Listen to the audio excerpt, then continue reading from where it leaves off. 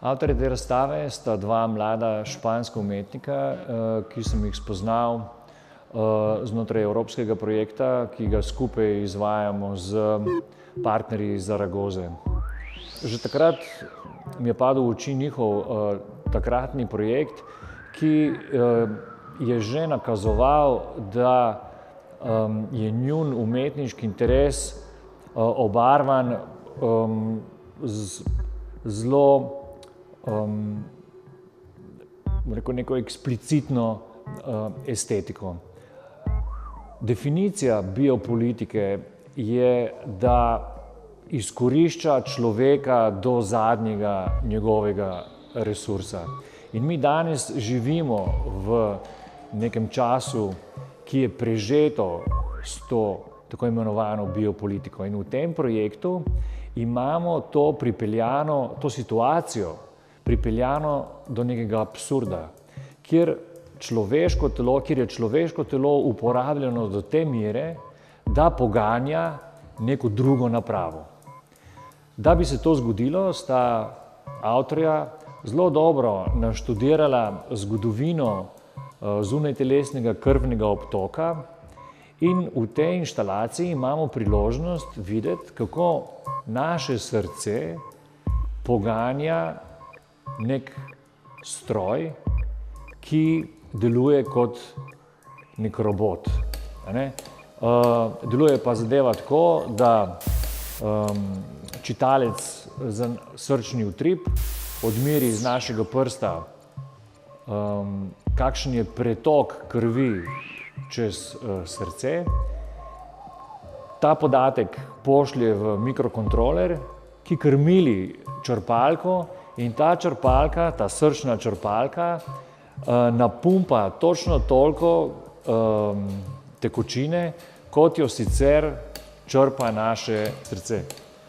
To je potem videti v nekih 3 korakih, kjer se spreminja pretok krvi oziroma pretok tekočine v energijo in ta energija vrti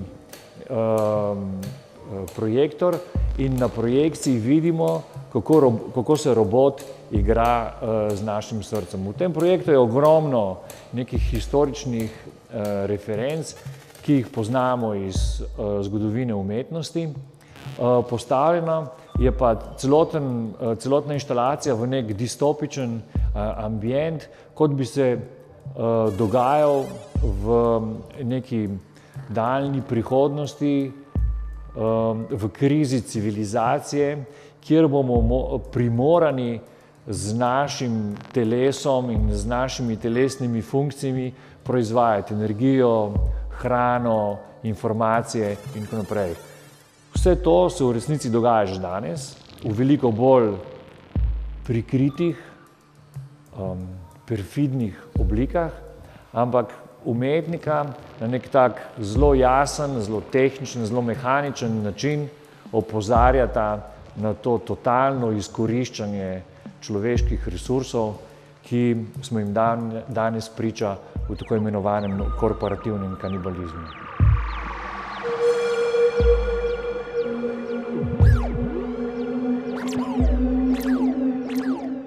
V raziskovalni fazi projekta sta avtorja uspela sodelovati z Inštitutom za raziskavo krvnega obtoka in sta sodelovala pri operaciji, ki je tudi predstavljena tukaj na videu, kjer so iz prašiča vzeli srce in ga priklopili na ta zunajtelesni obtok. Vsa ta medicinska estetika, ki izhaja iz tega posega v človeško telo, vsi ti kirurški inštrumenti, izjemno precizno narejeni, se potem zrcalijo v njihovem delu, ki je izjemno natančno izvedeno, in tukaj imamo to napetost, to dihotomijo med nekim distopičnim okoljem nekega opuščenega senika, ki se spremeni v zelo sofisticiran laboratorij. Tako da na nek način nas celotna situacija prenese v neko nedoločeno prihodnost, hkrati pa prepoznavamo, naša vizualna inteligenca prepoznava elemente iz medicine, ki nas prepričujejo, da pravzaprav vse to, kar vidimo, je v resnici možno in že tukaj. Ta njihov občutek za detajl je neverjeten in to se mi zdi, da je še dodatna vrednost pri celotni inštalaciji, ker komunicira tudi tistim ljudem, ki so tehnično in tehnološko manj pismeni. Ne gre za neko hermetično estetiko, ampak za neko tako, ki jo večina nas pozna.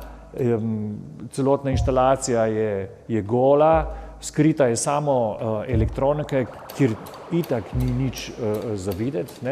No in ta dispozicija posameznih elementov je tako berljiva, da je samo razlagalna in da tako rekoč vsak obiskovalec, ki pride v galerijo, v trenutku ugotovi, zakaj se tukaj gre. V resnici pa ni čisto didaktična, to bi lahko učitelji, če je vse tako razstavljeno. Ima tudi ta učinek potujitve, ker so elementi povezani, recimo ta ambient ni eksplicitno povezan z videom in z te visokotehnološkimi aparati in tudi ne s projekcijo, ki jo producira ta protoprojektor, ker je projekcija skrita pod strop in samo tisti opazovalci, ki so pozorni in ki se dovolj potopijo v ta ambient, jo opazijo kot neko prikazan, ki motri na njih iz neke ne tako daljne prihodnosti.